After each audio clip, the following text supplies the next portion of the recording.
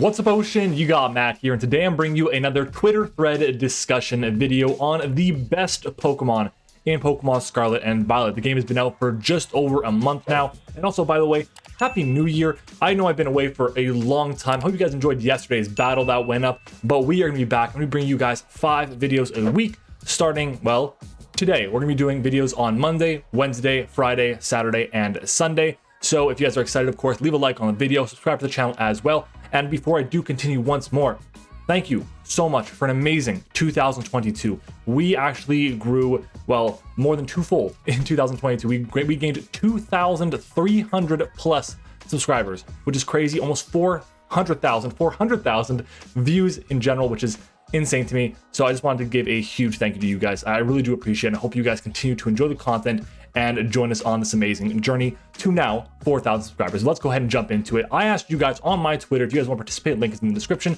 What are the best Pokemon in Pokemon Scarlet and Violet? Let me know why, and I will then include you in the video. And that's exactly what I did here. For me, though, the best Pokemon in Scarlet and Violet in terms of a competitive standpoint is going to be Chien-Pao. This Pokemon is disgusting, okay?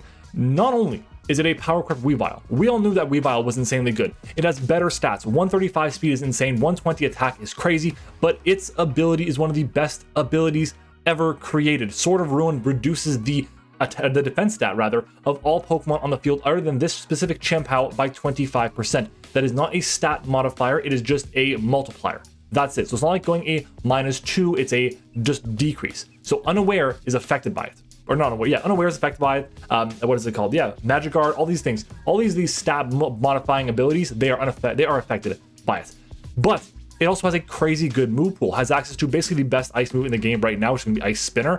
80 base power, no drawback, destroys terrain, is pretty good. Has access to Crunch, which is nice, but also has access to Ice Shard. Whoops, not Ice Fang. Ice Shard and Sucker Punch as well, all of which are really, really strong. And if you really need to have other options, you have access to moves like Brick Break. You have access to Psychic Fangs. You have access to Sacred Sword as well. Throat Chop, which could be useful in certain situations over Crunch. But that's really the main thing. You don't need to have crazy coverage because in a metagame with terastallizing, this thing is insane. It works really well with heavy duty boots. It works really well with a ton of different items. It is one of the best Pokemon, and in my opinion, the best Pokemon in the game. If you want a better guide on this Pokemon that'll cover everything from start to finish, I have a guide which will be linked in the description. I've done guides on over 30 Pokemon in Scarlet and Violet, so make sure to check those out as well.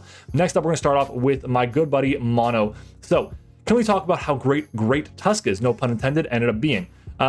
Typing and move pool wise, it's incredible and very versatile. My personal favorite set is the speed variant with the item that triggers his ability. So, great Tusk, which booster energy here. And he's mentioning the speed of boosting variant, which means that in this case here, you have to go Jolly, that's for sure, right? And even then, it wouldn't work. You have to go, wow, you have to literally run. There we go. You have to go basically like this to make it work, and then you can max out your attack and max out your HP to do that. That's the only way that the booster energy set will work for its speed. But the reason why that's not the most popular set and the most common set to see run, a lot of the time you're going to see something like an Assault Vest set because you can run the where is it? Come on, there's my H. Headlong Rush, Close Combat, Knockoff, and Rapid Spin with the, we'll drop this down, and maxing out here. This is what you see a lot in the metagame right now because it is insanely bulky. The only stat this thing really cares about that it actually has a poor stat in is its special defense at base 53. But with 115 base HP and an Assault Vest, you can take hits from basically anywhere. Physical, doesn't matter, you have 131 defense. Special, the AV, you're good to go. The speed is really good. You're one of the few knockoff users left in the game. You're arguably the best Rapid Spinner in the game. You have basically two amazing stab options. One amazing ground, one amazing fighting type options, which are basically equivalents of each other, but one is ground, one is fighting with Headlong Rush and Close Combat. It is insanely powerful. I knew this was going to be great. I did not know how great it would end up being. The one thing I'm wishing, there is no Ice Shard. That's the main thing. If this Pokemon had Ice Shard like regular Donphan, it's over. It's over. This Pokemon is crazy good. I like it a lot, but I don't think it's as good as Chien-Pao, but definitely one of the top 10 Pokemon in Scarlet and Violet. Next up, though, is going to be Tex with the, so I evolved my Smoliv into Arboliva, and I was impressed by the design. I kept it on my main playthrough team and enjoyed, cannot speak today, and enjoyed using high special attack and Seed Sower to destroy with Energy Ball. This experience makes me want to try using it competitively at some point. So Arboliva, I think, is going to be a good Pokemon in the lower tiers. It doesn't make much sense to have it in the higher tiers because even though its special attack set is great at 125, its speed at base 39 really sucks, and the fact that you have to rely on your opponent to use its ability in the Seed Sower really hurts it. Its coverage is good enough to get by. D-Gleam, Energy Ball, Earth Power, I missed that one there. You have access to Weather Ball for Sun teams, which are pretty popular as well. Leechy is really common to see on this team as well. It's just the issue with it is grass types aren't the best offensively. There's a lot of really good Pokemon that just destroyed grass type Pokemon, and normal types for that matter, as well as a lot of good fighting types in the generation, and you rely a lot on other Pokemon. If you were faster, I can maybe see it being a bit more appealing. Like if this special defense was in its speed stat, I think it could be a bit better in the higher tiers, but for singles especially, it would be definitely in the lower ranks. For doubles, I don't really think this thing's, I mean, I've seen it do some work in doubles to get terrain up. The issue is, in the metagame right now, we're really focusing on other Pokemon. The Dondozo and Tatsugiri combination are really strong, and yes, while you can Leech Seed up and get a lot of health back from the Dondozo, it's not as effective as a lot of other strategies out there. So that's why I think it's going to be a bit lower, definitely on the same tier list as the, as the Great Tusk, Chien-Pao, and a couple of the other Pokemon we're going to see in this metagame. All right, and then we have Razor. So I love Razor, okay, but he likes some funky Pokemon. Starting off, I'm just living for the Bear Tick buffs. Close Combat, Earthquake, Body Press, Terra Blast, Trailblaze, and Indirect Defense Boost in the Snow, Valiant, and Scarlet Pokemon who, yeah, Bear Tick got a nice group of buffs, and honestly, he did a really good job of explaining it. The main thing that I think is a big advantage for it, though, is the buff to Snow being a thing. The fact there's no chip is really nice. It means that you don't have to rely specifically on something like a team that really appreciates or doesn't appreciate. Let me rephrase that. You don't have to rely on a team that is always going to be good outside of Hail, because in previous generations, Hail would do the chip on your team, so something like Bronzong would be less effective on a Hail team. Now it works decently well because you're a really good answer to opposing Ice-type Pokemon might have access to Slush Rush. So I do think that's a really good option there, and Beartic just pairs really well on a lot of Hail teams right now. Then we see Razor also saying, LMAO, nah, I'm a huge fan of Kilowattrel. He's just a cute looking bird that can actually mow down teams when paired with rain. Thank God they gave Weather Ball, also some cool ass abilities that are great on it. Already used a Banded one in Draft League twice to completely overwhelm a special defensive Gastrodon and special defensive Clodsire. Yeah, Razor is known for running some heat sets in Draft League, especially with Kilowattrel, the Pokemon that I want to use. I actually used on my original half playthrough. I kind of played through the game halfway through the first time. And then I just switch over to a different copy. But this Pokemon is really cool. Great special attack stat, really good speed stat, obviously. Amazing defensive typing, has access to Roost as well. Issue is no defog. I typed in defog here, but it's illegal. If this thing had defog, it would be on a lot of different teams. It would be so good, but it doesn't. In doubles, though, it's seeing a lot of play for a couple of reasons. First off, Wind Power is a great one because you're able to basically set up, when a... Let's try this again. Wow, you can tell it's been a while since I recorded a video. When this Pokemon is hit by a wind move or a tailwind, it'll get the charge, which will boost its special defense, but it'll also boost its next attack. But more importantly, Volt Absorb and Competitive are really, really strong, and they do a lot of good work for a lot of different teams. One of the reasons why I think that Wind Power is seeing a lot of play right now is because Tailwind is a very popular move to run in the metagame because how good speed control is. So Kilowattrel definitely has a lot of value, just nowhere near on the same wavelength as a lot of Pokemon that we've covered so far. Then we have Gravy talking about not enough Skeletors love on here. Such a great defensive piece that has been left out due to the insane power creep of the offensive mons. The fact that it is still used in a meta full of those shows how good it really is. Yeah, Skeletor I thought was going to be the worst of all three starters, but still wouldn't be a really, really, really good Pokemon. Turns out it's like the best of them because the other options for starters, they're good offensively, but they're not as good as a lot of the other Pokemon out there. They're not Pokemon like Annihilate or Palafin or Pokemon like, oh my god, like Baxcalibur is also really good. There's a lot of really good Pokemon. Chien-Pao, that is in the form of Chi-Yu, of course. So you have Pokemon like those that are left aside, Quackaball and Meowscarada, but Skeletor just kind of holding its own because of great defensive typing, the access to Boots. Boots is the main reason why it's still good. Unaware, of course, and then of course access to Slack Off is really strong, and terrestrializing into a normal type to be immune to the ghost type attacks or into a fairy type to be resisting the dark type attacks is also really valuable. I like Skeletor a lot. Not enough love for this Pokemon. Next up is Cursed, talking about Esmeralda the Espathra. I added a flittle as a meme on once I saw this little frilly UFO turn to an ostrich, and it quickly became one of my favorites. Honorable mentions to Cyclizar, Scovelin, and Graffaye, however you pronounce it. I know I do it wrong. Unique designs, fun typings, and awesome abilities. Yeah, honestly, there's a lot of really cool looking Pokemon. Would I say any of these are the best? Definitely not, but Espathra has a lot of really good utility in OU, especially when you're running the speed boost sets. You're running something like, you can go Leftovers or whatever, you can go Stored Power, you can go Terra Blast. This would be ranked Protect and Calm Mind. So this is really strong here because you can basically Protect, so you get a speed boost up, click Calm Mind once, Terrasilize into a better type, like it wouldn't be Psychic, of course, it would be something like the Fighting or maybe even the Fairy typing. That would then let you hit Dark types or Steel types depending on what you need, and Store Power just decimates basically everything, which is super valuable. Really good Pokemon, especially with speed boost.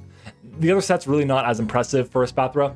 Cyclizar is fantastic as well. One of the best spinners in the format, has access to a Regenerator, which is the best ability in the game. Having access to U-Turn 2, Knockoff, which part of knocks down U-Turn and Knockoff, Dragon Tail as well, which is great. And I mentioned, of course, the Rapid Spin. All very valuable. A lot of good things, and it gets Shift Gear as well. This was also, I believe, the first guide I had done for Pokemon in Gen 9, so special place in my heart for Cyclizar. Scovelin, I'm not going to waste my time here. Scovelin is not a great Pokemon. It's missing a lot. It was in the video for the worst Pokemon of the generation, while Graffaye is actually really solid. I like Graffaye a lot in terms of the Poison Touch set, which shoutouts to my friend Addison for turning me on to this one here. Super, Fang, U-Turn are the main moves you're going to run on this, and of course, I guess you could run Knockoff too. Main reason why is with Poison Touch and Super Fang, you can potentially do 50% HP if you hit the Super Fang, and you have a 30% chance to poison your opponent as well, meaning that your Super Fang could actually get the KO on basically anything, because the issue with running just Super Fang is you never get a KO since you're always doing half HP.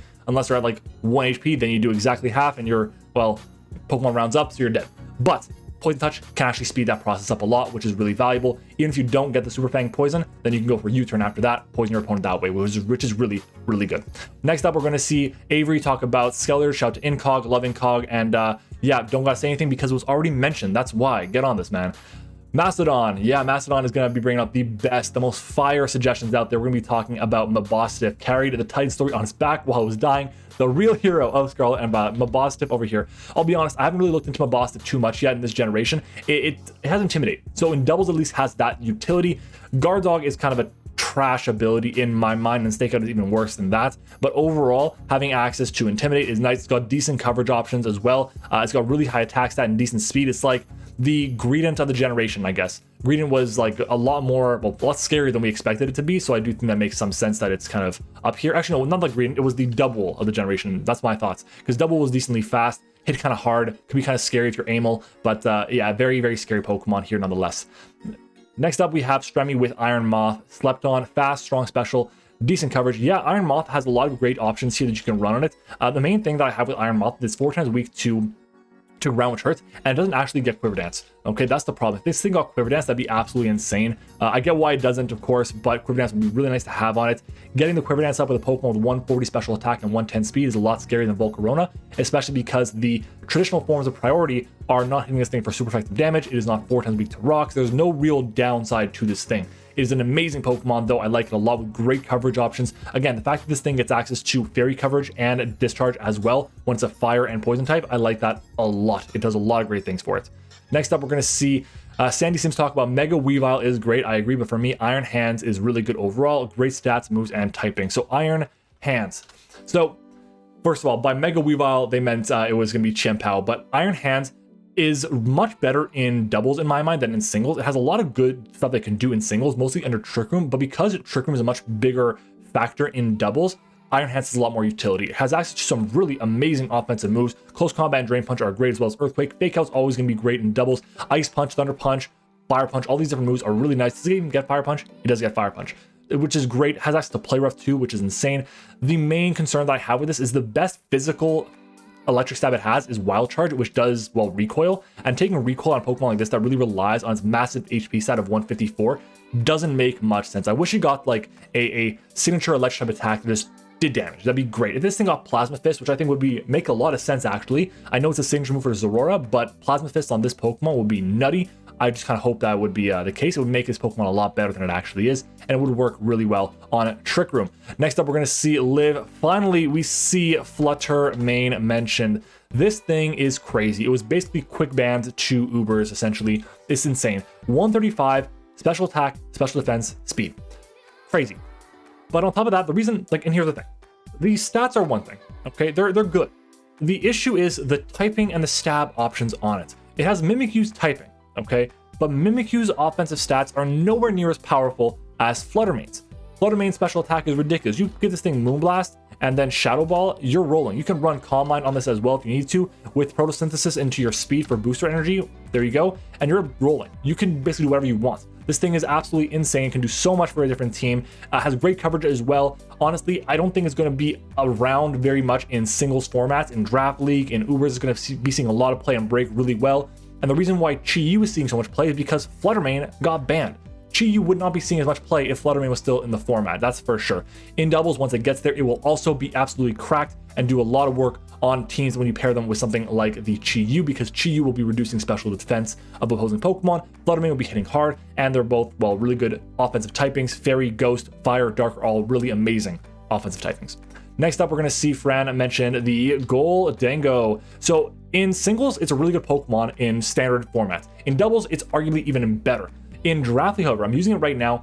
It is not as impressive as I thought it was going to be. Maybe it's because I had really high hopes for it, but it is still very good nonetheless, just not as impressive as I kind of expected. Great typing, of course. We love this typing, one of the best types in the game, probably only beat up by Fairy Steel. In general, Make It Rain is a amazing move to have access to, as well as Shadow Ball for your main coverage options. Focus Blast is also really powerful, has access to Power Gem too for big rock type damage. Recover is nice, Psychic and Psyshock of course, and as well as Thunderbolt.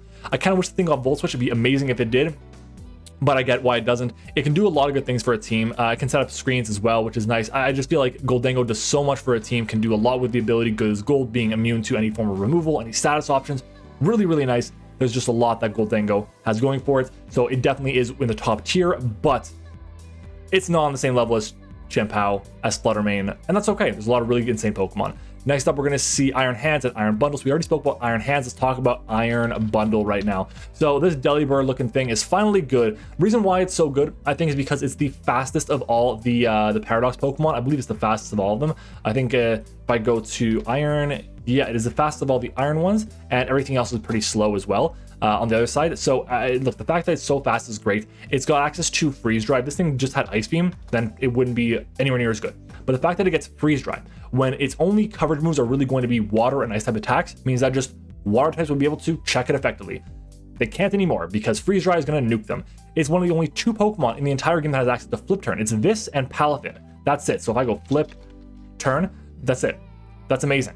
Hydro Pump is one of the best, what's the best option you have to hit things, especially offensively with water type attacks, but it can do the job well enough. Sub is really popular on this thing. Encore works as well. There's a lot of good things. Ice Beam, on top of that, Taunt works too. Terra Blast, you Terrasilize into a different type can be good. There's just a lot of really good options that Iron Bundle can rock with, and the fact that it has amazing speed, ridiculously high defense for some reason. Okay, it works out really well. Next up is going to be Chien-Pao from Sully. Yep, makes a lot of sense. Iron Hands, yeah, we said here as well. And honestly, Glimmora is so underrated right now. It roll compacts incredibly well. That's exactly it with Glimmora. Glimmora I like a lot. I'm actually using it on my actual playthrough of Scarlet and Violet. I'm enjoying it quite a bit because it's got really high special attack that people just don't take into account. It also has amazing speed at 86. Well, I say amazing loosely. It's got really good speed at base 86. Has awesome coverage. This thing's coverage is like crazy. Just look at the special moves this thing has. D-Gleam, Earth Power, Flash Cannon, Energy Ball, Power Gem, Sludge Wave, and Sludge Bomb. Terra Blast, of course, Acid Spray could be really solid, but the main draw to this Pokemon in singles is going to be having access to Spikes, Stealth Rock, and of course, Toxic Spike, there we go, with the ability Toxic Degree, so Toxic Debris. If you get hit, boom, T-Spikes, you can have them. That's really good. It basically means you can get up T-Spikes whenever. Also having Mortal Spin is fantastic. It is just basically poison Rapid Spin without the speed boost. So yeah, and it poisons your opponent, which is nice as well. A lot of good value on this Pokemon. It definitely roll compacts quite a bit. Next up, we have Roy Mustang talking about Mousehold, Glimmora, and Tankaton is underrated as a mid-tier mon draft-wise. So for Draft League, yeah, I think Maushold is going to be seeing a lot more play in Draft League than in other formats. And I say that again as well, it's really good in VGC. But the reason why I think that is because it has access to Tidy Up. Tidy Up is one of the best ways to get rid of hazards. It's also Dragon Dance in the move, so crazy. Great speed as well. Population Bomb is a hell of a move if you hit. Might want to run the wide lens, but also you might want to run something like the, oh my god, where is it? What's the I'm blanking on the move. The item, Protective Pads, that's the one. The Protective Pads is also really good, and you want to run Technician as well. Has access to U-Turn too, so really solid there. Sees a lot of play in the doubles format because it's a really good support Pokemon, but also hits really hard as well. I do like Maushold a good bit. And Tinkaton, I've done a guide on Tinkaton. I think it's really, I mean, people love this Pokemon. They really do like it a lot. It's got a big ass hammer, super, super cool. But my god, its abilities are so lackluster. If it had huge power, my god, it'd be crazy. But then it's just Mawile 2.0. It's got better stats than Mawile, but Mawile has much better abilities. So you kind of got some give and take there. Next up, Tinkaton. Once again, let's go, Tinkaton.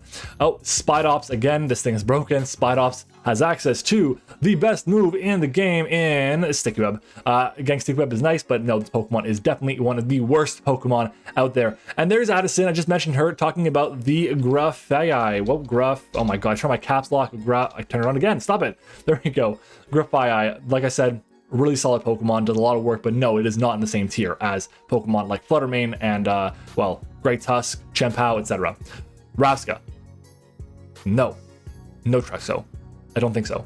Next up, we have Joe talking about 3 choices. Iron Valiant finally makes it up over here. Iron Valiant. This Pokemon is really, really good. Its coverage is insane. If I just look at the special coverage alone, special. Aura Sphere, D-Gleam, Energy Ball, Focus Blast if you want something a bit more powerful. Moonblast as well as your special move is great because most there you're getting like D-Gleam. You want Moonblast. Psychic and Psyshock is awesome. Shadow Ball and Thunderbolt as well. And then on the physical side, this is the, like, let's be honest, the physical side is nowhere near as good as the special side, but you have access to knockoff, which is awesome. One of the few Pokemon that keeps knockoff. Having access to Drain Punch and Close Combat are really good, much better in my opinion than something like the Aura Sphere or the Focus Blast. Having Ice Punch and Poison Jab, Exeter, Shadow Sneak is really good. The only issue with this is its best Fairy type stab physical move is Spirit Break, which is good in certain spots, just not in the spots we have right now, and that's kind of the problem here. Its speed is great at 116, its stats are amazing, ability Assault with the booster energy can do a lot of great things here. I like Iron Valiant a ton, and they mentioned Cetitan. I thought Cetitan was going to be a lot better than it actually is. It is RU right now. I thought this thing was going to be an OU threat. No, I was wrong. Part of the reason is because the meta is just so much more offensive than I expected it to be. I thought it was going to be offensive, but this is insane how good it is offensively right now. And because of that, you can't just take the time to be, oh, I'm going to go into my Obama Snow and then click buttons here and belly jump with Cetitan. Not going to happen. Or, oh, I'm going to go into my Slowking or Galar Slowking when it comes out, click Chilly Reception and then switch out into my Cetitan and belly jump up. No, you don't have that opportunity. So Cetitan falls down quite a bit, and I don't think it is definitely in that tier anymore. Then we have Meowscarada. There we go. This thing has protein. With the nerf, it really hurts. Without the nerf, it would have been a much better Pokemon, arguably the best one out of the bunch, especially after the change we've seen to Skeletors become the most popular one out there. It is really good, and Joe is saying it is the best starter in Paldea without hearing any objections, but hey, I do think that right now it is it the worst? Is it the worst competitively? It just might be. It just might be. And then finally, Xenoballs is talking about Tinkaton because it is awfully cute. Yeah, and that's it. That's going to cover these Pokemon, the best Pokemon in the, well, Scarlet and Violet Pokedex. Which one wasn't mentioned? I'm surprised we didn't see any Chi-Yu. That was Pokemon I was surprised we didn't see. I'm surprised we didn't see, well, Cinderace in the format now, so that's kind of cool. Dragapult is really, really good, okay? Obviously it's not one of the new Pokemon, it's still one of the best Pokemon out there. We have Pokemon like Roaring Moon. I'm surprised we didn't see that as well. Roaring Moon's crazy to see, but hey, there's a lot of really good options here, and oh my god, my prediction came true. UUBL first pathway, let's go. I called this. But hey, again, there's so many great Pokemon in this new metagame. I want to know which ones you think are the best ones that weren't covered, that you guys think should not have been even mentioned. Let me know down in the comments below. Make sure to follow me on Twitter for more Twitter thread discussions. And of course, guys, if you have any suggestions for Twitter threads, then comment them down below as well. Thank you for watching the video, guys. I hope you enjoyed it, and I'll see you guys all tomorrow.